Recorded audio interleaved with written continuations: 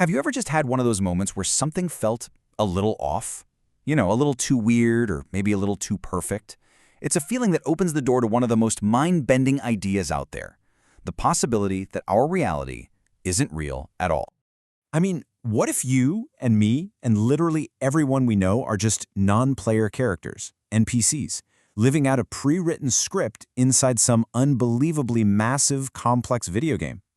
It definitely sounds like something out of a sci-fi movie, but as we're about to see, the arguments for it are, well, they're surprisingly convincing. All right, let's really dig into this. If we were just characters in a game, would we even have a clue? A good place to start is by looking at the patterns of our own lives and seeing how they compare. Think about your daily routine. For real. Waking up, the commute, the job, the small talk, heading home, repeat. Now, how different is that, really, from an NPC in a game who's programmed to walk the same path and say the same lines every single day? And you know, it's a fair question, right? Of course, we all have to make a living, but does the basic loop of our existence have to feel so repetitive?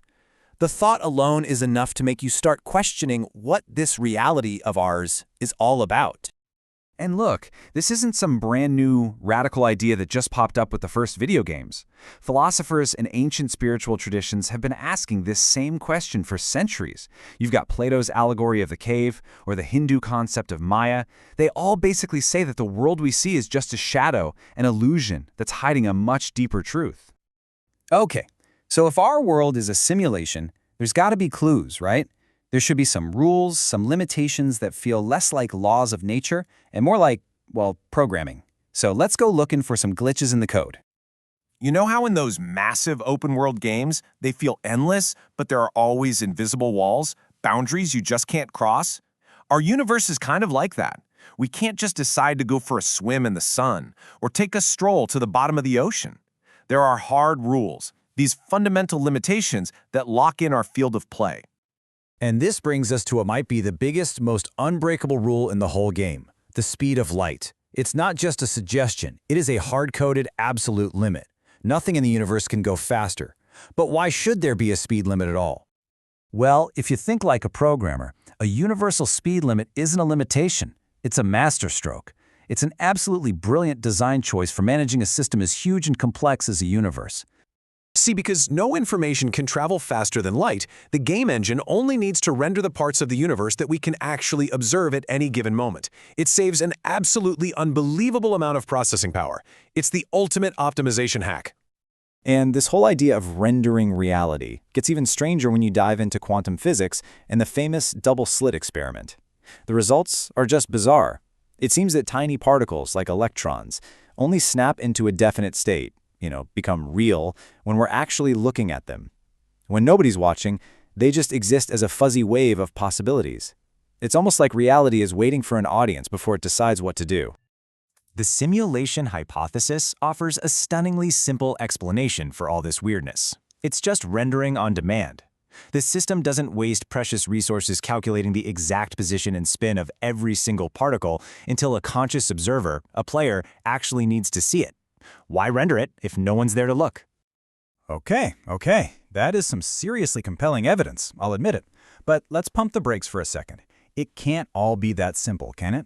Because there are some really powerful arguments that suggest our reality is, well, exactly what it seems to be. And it really all comes down to the one thing that feels the most real and intuitive to every single one of us: free will. See, unlike a pre-programmed NPC, we make choices, we have hopes, we have dreams, and we have the freedom to chase them. The sheer complexity and randomness of life is just staggering.